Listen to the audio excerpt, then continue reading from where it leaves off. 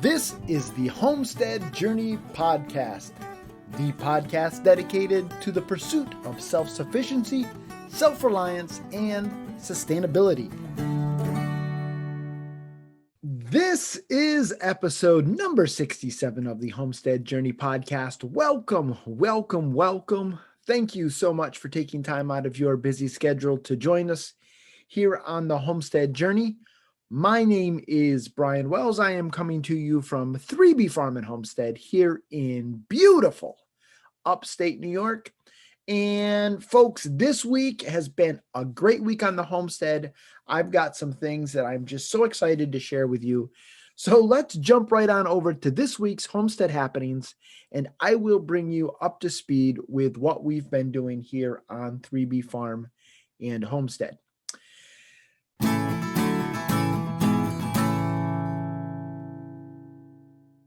This was the first full week of using the duck feeder that I built last weekend that I shared with you on last episode.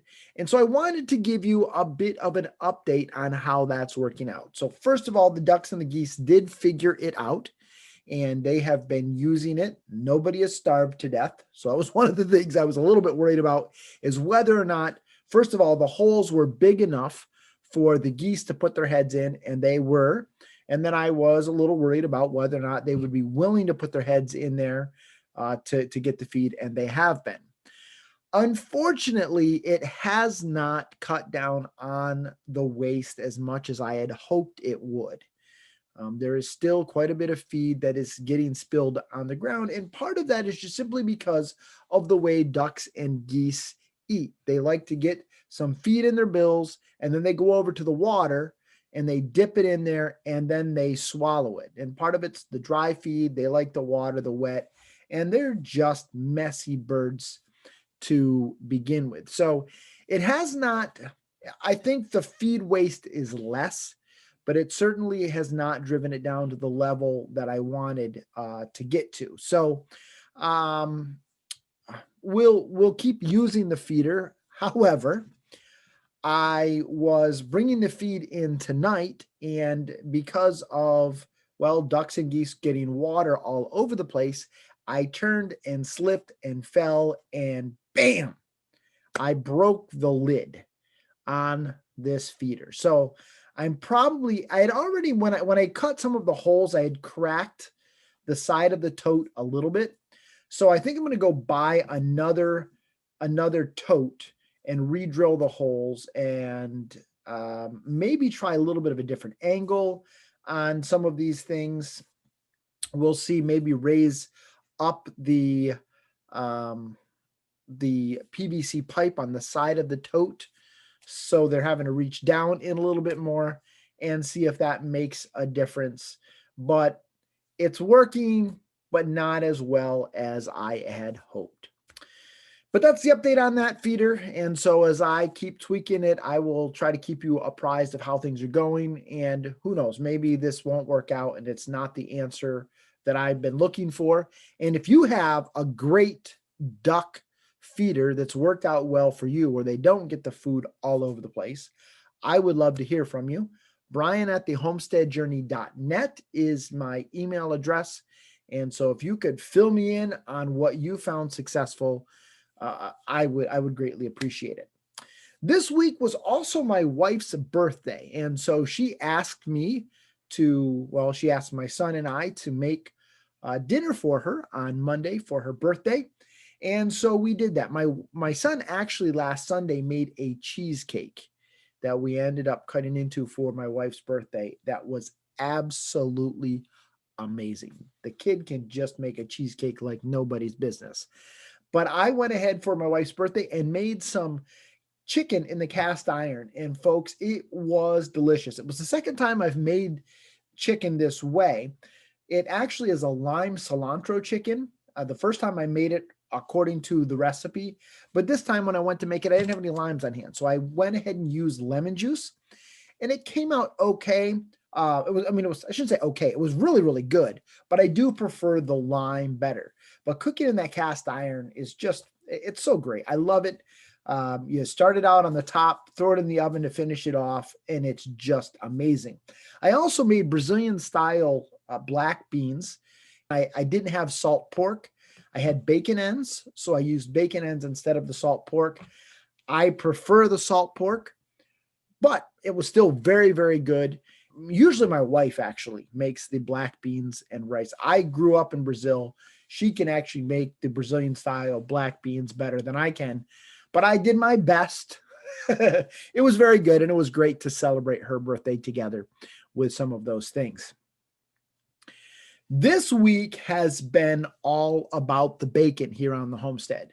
So we, as you may recall, back in December, we butchered off One Nut Jack, and I have had the bellies curing in the fridge for, well, now almost a month. I had one recipe where I actually used cure number one as part of my process, and then the other recipe I didn't. With cure number one, then you can go ahead and cold smoke the bacon. If you don't use cure number one or some kind of nitrate, I'm not even sure which one it is. And there's a lot of debate over whether or not you should use it or you shouldn't use it.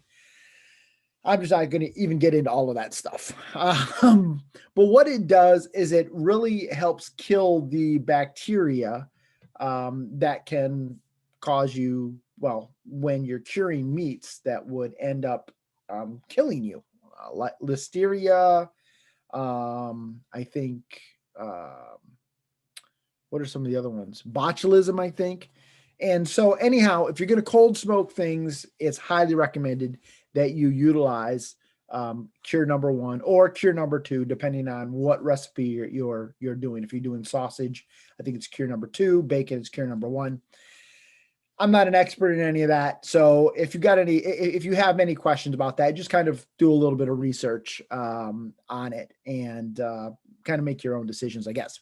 But anyhow, so the one that I used cure number one on, I went ahead and cold smoked that this week in my Weber grill. I bought a pellet tube smoker. So it's a stainless steel tube that you put wood pellets in, and you do buy special pellets for smoking. And I got some apple wood pellets, and then I went ahead and put that in my grill, put the bacon in there. I actually did 2 sessions, about 4 hours each, and that just turned out amazing. Now, the reason why it's called cold smoking is because you want to keep your temperatures underneath, I think it's 85 degrees or 86 degrees while you are smoking your meat. If you get above that, you're kind of getting into the danger zone where bacteria can multiply, and that's where it becomes a little bit dangerous for you. I shouldn't say a little bit. It can become very, very dangerous, and if you don't do it properly, you can kill yourself. Definitely don't want to do that. And so I went ahead and cold smoked that, and it was absolutely delicious. Tonight, I went ahead and hot smoked the other belly, the one that I did not use cure number one on. That one, I had a little bit of a different recipe. I think that one had some brown sugar in it, some black pepper. And so I went ahead and put that in my dad's electric smoker at 170 degrees. And then I have a temperature probe that I put in there. And when it got up to 145 degrees, I pulled it out. And according to the recipe that I'm using, it is done at that point. It is cooling right now, and I will probably partially freeze it so it firms up a little bit so that I can then slice it nicely. I don't have a slicer, so I have to slice it manually with a big knife. And I'm excited to see how I like that, test that out. I loved the cold smoked bacon. I'm going to see whether or not I like the hot smoked bacon, and then we'll kind of make a decision which direction we will go in the future. But folks, I mean, right now even, my hands smell like the smoke. I just smell so good. And so this week has been all about the bacon and really, really enjoying that here on the homestead. If you follow us on Instagram or Facebook, then you will have seen that I posted a picture of a new recipe book that I received this week. I ordered a book called WEC Small Batch Preserving. It's a recipe book that was recommended highly by Jack over at the Mindful Homestead. And so I got that in this week, and I am just so excited to try some of the recipes. And there's a lot of fermenting recipes. There's a lot of recipes with regards to making jams and jellies, things like that. Kvass, I think that's how you pronounce it, Kvass, which is kind of like kombucha, but a little different. So it's a fermented drink. And so just excited to try those recipes out. In particular, there's a recipe in there for kimchi that I just cannot wait to try. And so I will be posting pictures of those as I try those recipes. And as you know, hopefully I'll remember to kind of give you some updates here on the podcast.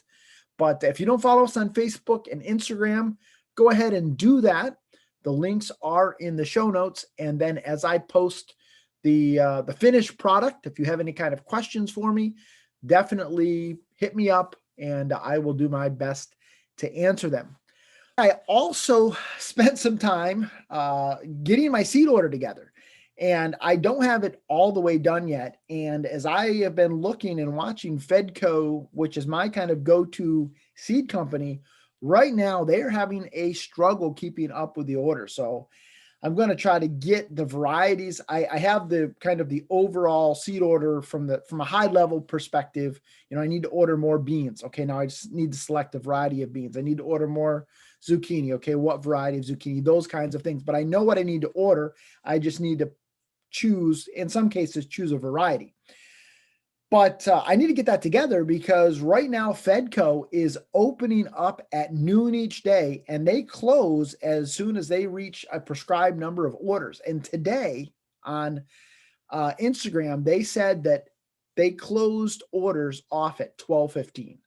So there was a 15-minute window in order to get the seed order in with Fedco. So fingers crossed, I have not waited too late here. I'm a little worried. It's great to see this happening from the standpoint of more people taking control of their lives and their food sources and having that desire to raise and grow their own food. That's awesome to me. But you better leave me some seeds. Finally, today, I was finally able to get down to the town barn and get wood chips for the pigs. Now, you may remember a couple of weeks ago, my son and I tried to do that, but because of that big snowstorm we had about a month and a half ago, they had dumped all of the snow from the village around the wood chip pile. And so I couldn't get to it. But thankfully, it warmed up enough where those snow piles have melted, and I was able to get into those wood chips today. And so the pig pens, well, right now they are frozen solid. Thank God for that. As they have kind of thawed out at particular points of time over the last several weeks, it's just been an absolute muddy, nasty mess. And so now when it goes to thaw out, those wood chips will be there. And it's, well, as Joel Salatin says, I'm putting a carbon diaper on them. So anyhow, very glad to have those up there. I used that truck unloader that I got, what was it, a couple of months ago. I think I shared with you about that I bought that from Harbor Freight.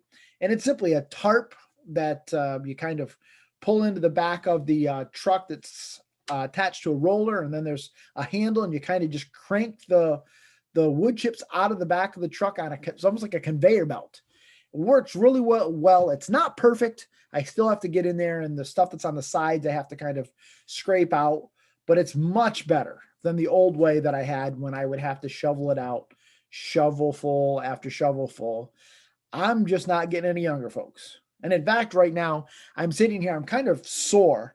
My legs in particular are just really cramping up on me. Today was it was an awesome day at the mountain teaching snowboarding, but I was walking up and down the hill so much.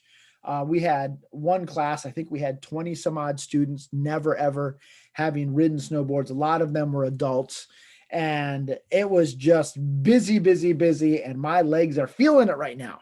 because I'm an old man, decrepit. But anyhow, so I was very glad to have that conveyor belt system where I was not having to shovel those wood chips out, or I'd really be hurting right now. So anyhow, that's what's been going on here on the homestead. Before we jump over to this week's Charting the Course, if you are interested in supporting the show, you can do so in a number of different ways. First of all, I would greatly appreciate it if you haven't, if you could hop over to iTunes or your favorite podcast player and leave me a review, a rating, a thumbs up, whatever the platform allows. I would greatly appreciate it. Those kinds of things do help other people find the show. And so I really, really would appreciate it if you could do that for me. If you could also share the show with friends and family, people that you think might be interested in what I have to say, that's also another great way for you to support the show. There are several of you that do that on a regular basis. I greatly appreciate it. And so thank you very much. Also, if you head on over to our website, thehomesteadjourney.net/shop, there you will find links to our t-shirt shop and our fabulous t-shirt designs, as well as links to the things that we use here on the homestead and recommend that you might want to check out and use on your homestead as well. Those are all affiliate links through Amazon. And so if you buy through those links, that does help support the Homestead Journey podcast. I really appreciate all of you that do those kinds of things. It means so much to me, and it really is an encouragement to me. And so thank you very, very much. All right, let's jump on over to this week's Charting the Course.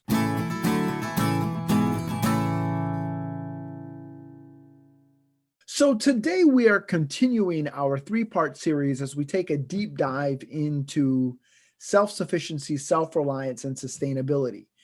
Now, I don't think hardly an episode goes by whereby I don't mention those terms, because that's really the heartbeat of the Homestead Journey podcast. If you go all the way back to episode number 2, I talked in length about those terms. You see, those terms are used very, very frequently within homesteading, but just like homesteading itself, those terms I don't think have an agreed upon definition, shall we say, a standard definition. In fact, sometimes people use the terms self-sufficiency and self-reliance kind of interchangeably.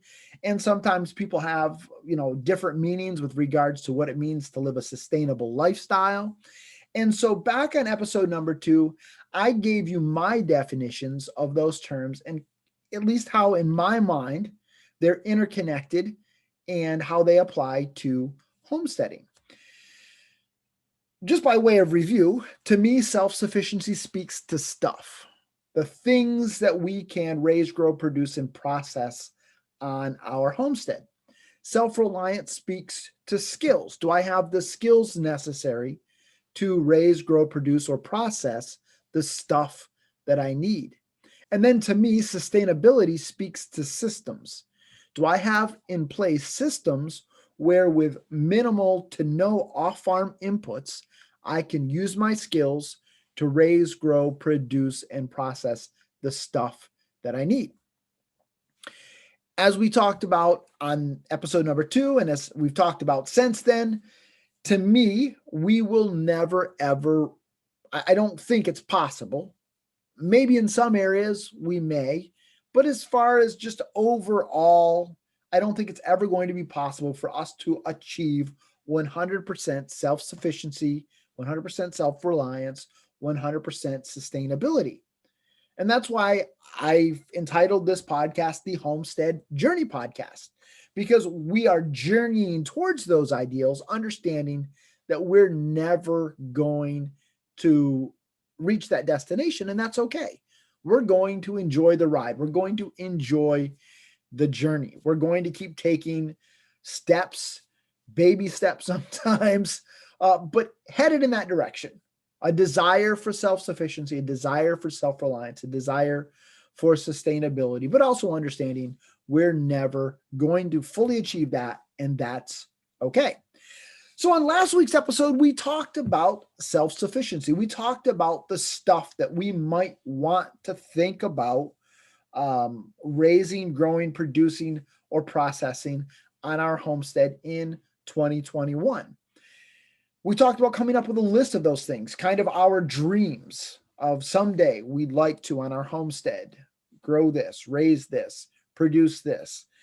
We talked a little bit about how that list is going to morph over time. It's not something that we just do once, but we'll always be adding to or subtracting from, depending on if our interests change, our needs change, our situation changes. We're always going to be tweaking that list as we try to figure out what we need to or what we want to raise, grow, produce, and process on our homestead. We also talked a little bit last week about how to narrow. We come up with this whole big, huge list of things that we want to do. How do we narrow it down?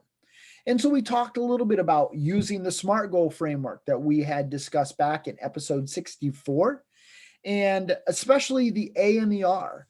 We talked about whether or not it's an attainable and a realistic goal for this year.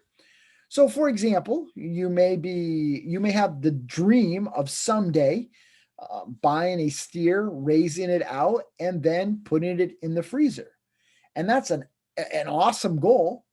But if you're somebody that currently finds yourself living in suburbia, that's probably not an attainable or a realistic goal for 2021.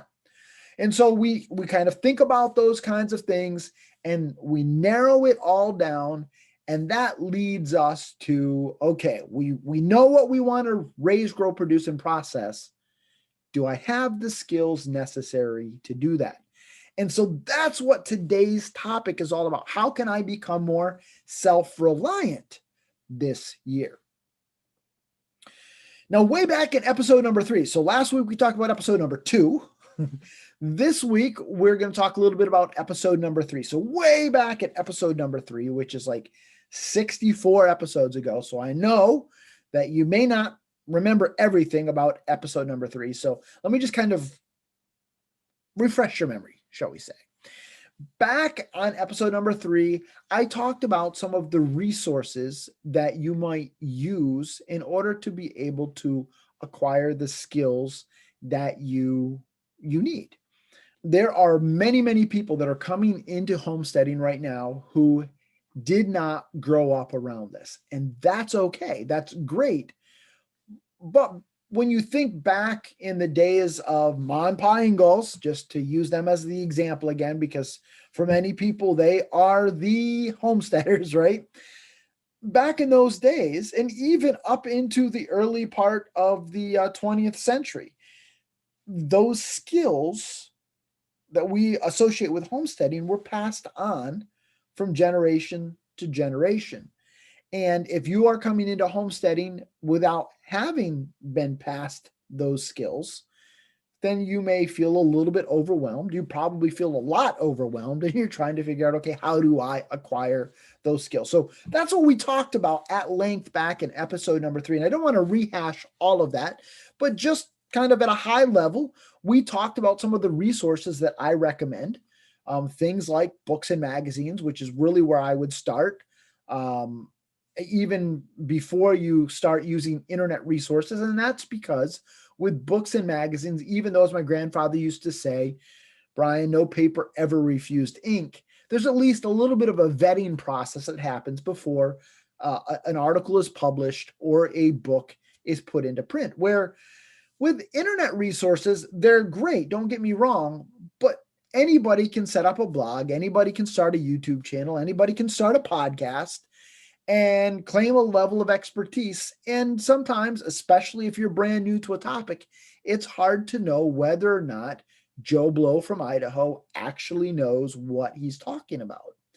And so the internet resources sometimes can be, well, not as reliable and maybe not the best place to start.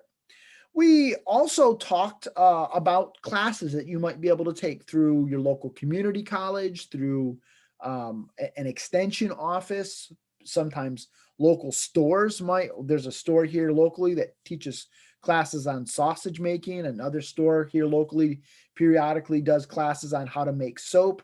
And so sometimes you look around and you can find things like that. At your library, they might have the garden club in and talk about gardening. And there may be garden clubs around, master gardening classes that you might be able to take. And so look around for things like that that might speak to a specific skill set that you are looking to achieve. We talked about conferences such as Homesteaders of America, Mother Earth News Fairs, although a lot of those things right now have been canceled or postponed due to the whole COVID thing, but some of them are starting back up. And so those can also be a great resource for you. And see if you can find a local mentor. Sometimes you can find somebody in your area or not too far away that is willing to share with you their knowledge. And I've been very blessed to be able to receive that. So there's a lot of great resources. Again, that's just kind of the high level overview. If you want to jump into that a little deeper, again, I would recommend you go back and listen to episode number 3. But just to kind of refresh your memory, there's a lot of great ways that you can, or a lot of great resources that you can use to be able to start acquiring those skills to become more self-reliant. Today, what I wanted to talk about is the barriers that sometimes keep us from learning the skills that we need, and then what we can do to overcome those barriers to become more self-reliant in 2021. So the first barrier that comes to my mind is a lack of information or a lack of direction. And so how do you overcome that? You want to learn a skill, but you don't know where to start. And so again, that goes back to those resources that we just talked about. And I'm not going to go through all of those again. So I certainly would recommend you go back and listen to episode number 3, How Do I Start the Homestead Journey, to really help you understand the resources that are available and point you in the direction on you achieving or acquiring the knowledge and the direction that you need. The second thing I think that sometimes keeps us from acquiring the skills that we need is too much information. We end up with that paralysis by analysis. And I see this happen over and over and over again, where people are trying to design the perfect homestead, the best homestead ever. And they spend so much time in the design phase that they never, ever actually do it. They don't build anything. They don't get moving. And I'm not by any means saying that you shouldn't put some thought and effort into the design phase. I wish I would have done more of that as I look back on how we've built our homestead.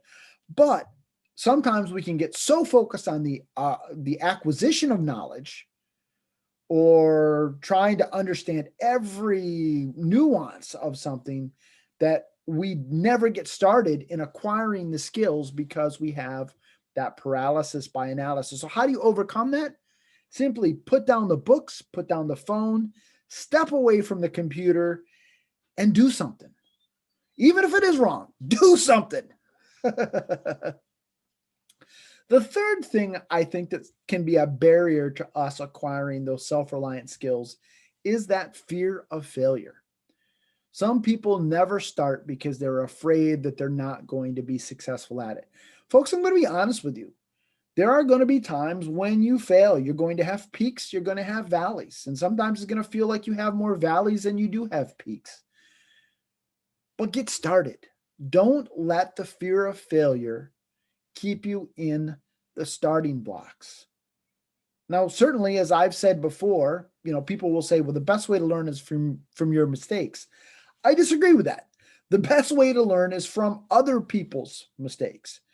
But make no mistake about it, you are going to make mistakes. You are going to have failures. And so don't let those keep you from starting the journey. Understand, yeah, sometimes I'm going to mess up. Sometimes things aren't going to go according to plan, but that's okay.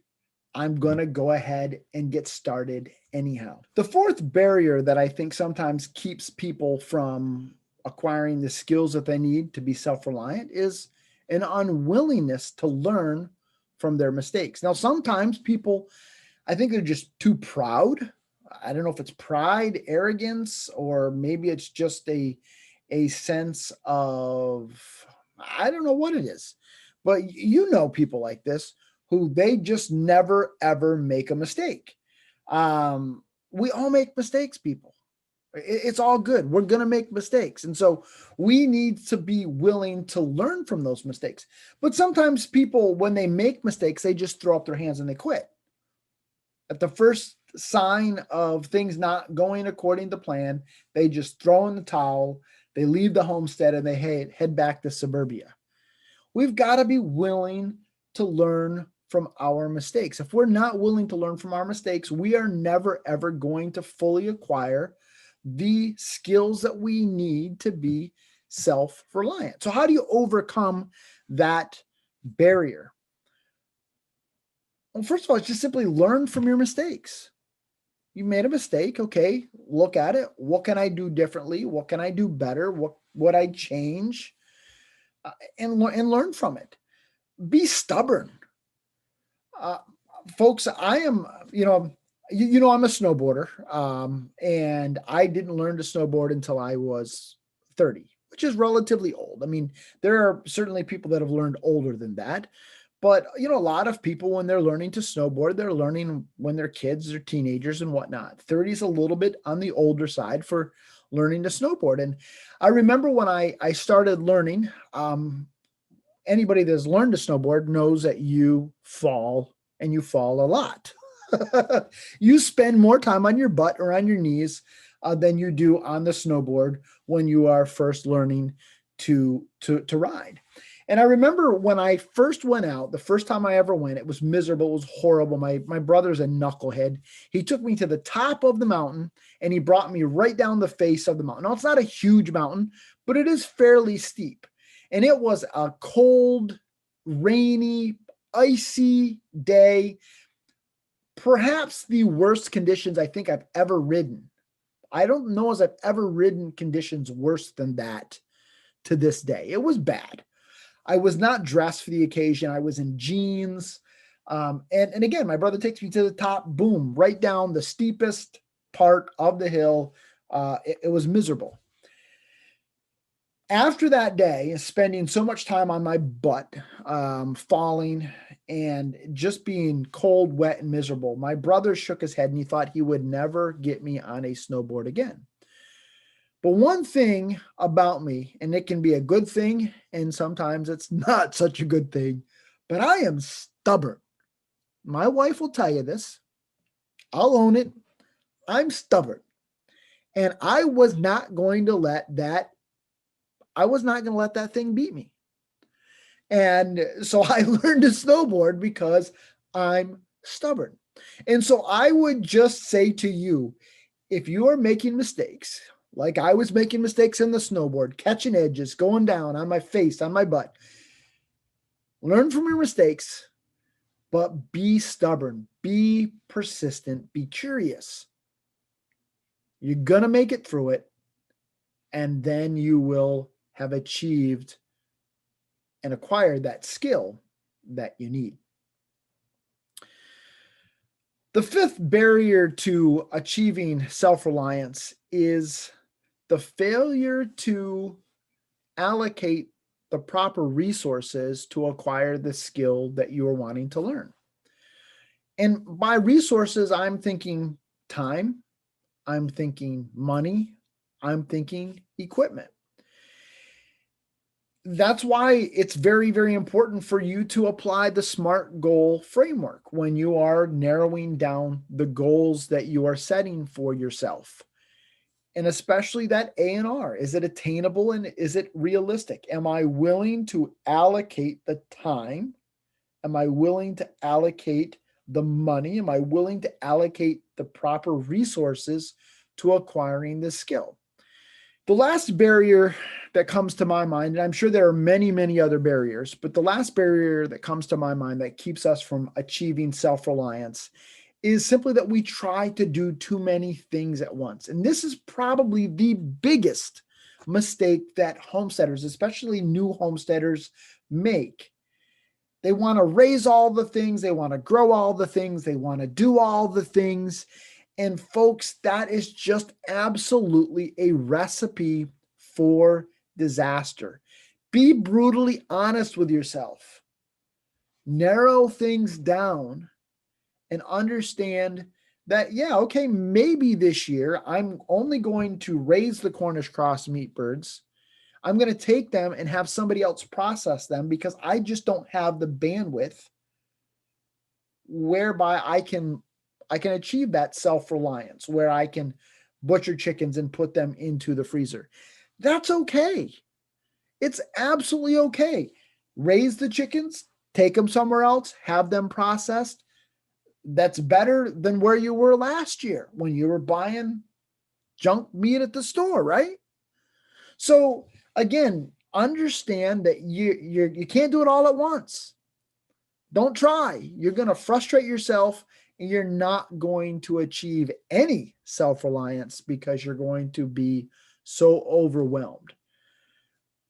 The experts really say that if you're wanting to learn a skill, you should focus on one skill at a time.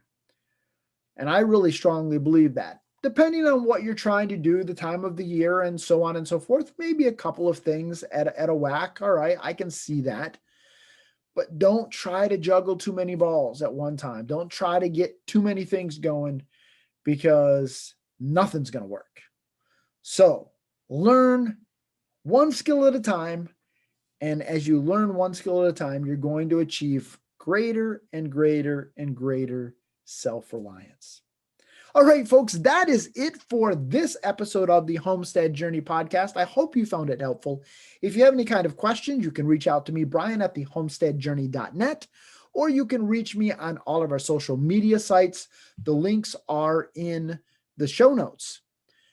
As always, the music on this episode was provided by audionautics.com, so a big shout out to them. And until next time, everybody, keep up the good work.